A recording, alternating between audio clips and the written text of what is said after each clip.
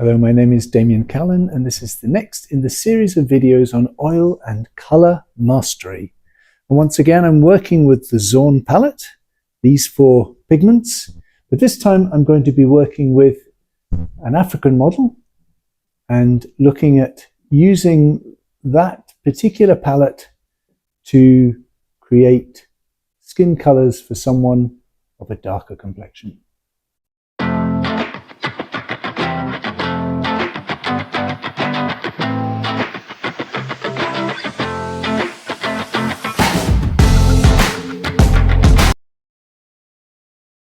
Pigments identified as the Zorn palette: titanium white, yellow ochre, cadmium red and ivory black. I begin just by tinting my canvas with some black, white and ochre, rubbing it in with a rag so that I'm not working on a white surface. Then I prepare a range of skin tones, 3 or 4, as a starting point.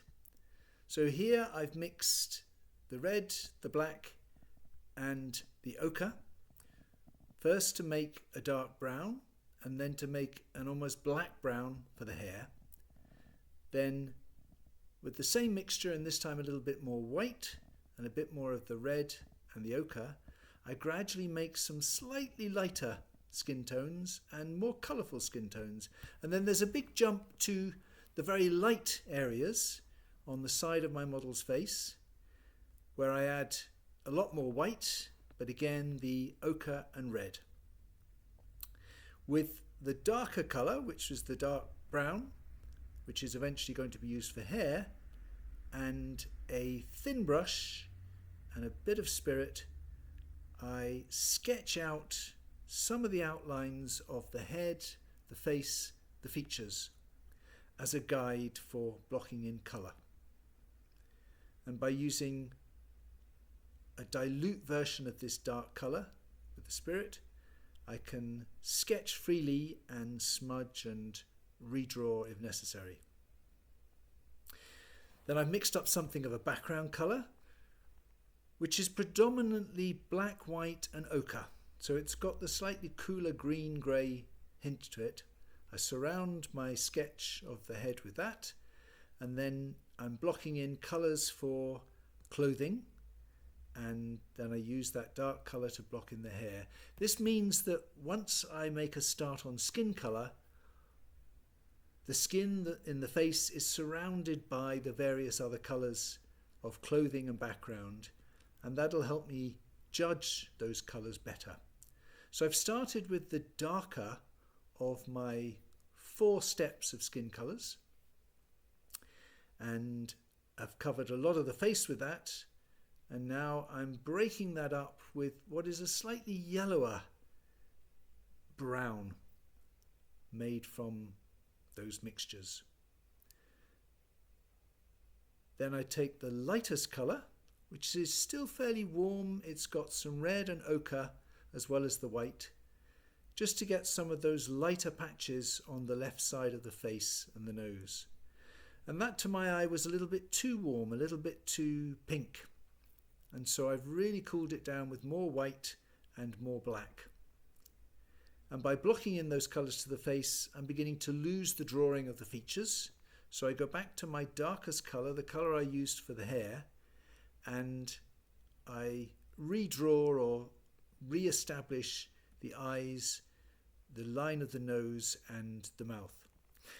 Now I still need to balance the colours in the face because they're predominantly towards the ochre and the yellow, but before I can judge balancing the colour in the face, I think it's helpful to have some colour in the mouth. So I've mixed some darker red for the top lip and some lighter red for the lower lip, and made that even lighter for the highlight on the lower lip.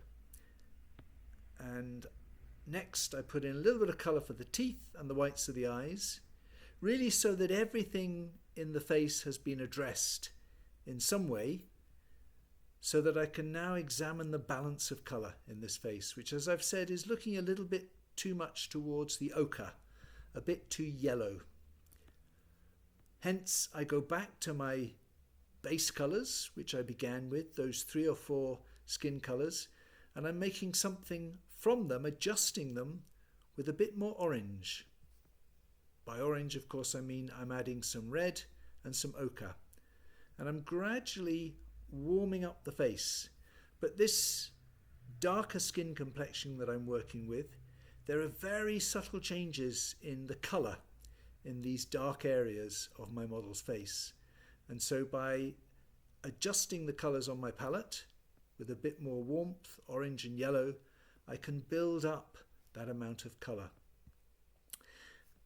I've just modelled the eyelid there, again with some light, slightly lighter and warmer mid-tone. And finally, I'm now modelling the hair a little bit more, taking some of the main colour I began to use for the hair, adding a bit of white and a bit more red and a bit more ochre. And lastly, some adjustments to the clothing, some lighter areas on the coat and also on the scarf, so that the quality of light and balance of warm and cool colours in the face are echoed in the variation within the clothing. And finally, I adjust the background so I can reassess the negative shape around the face with a little bit of background colour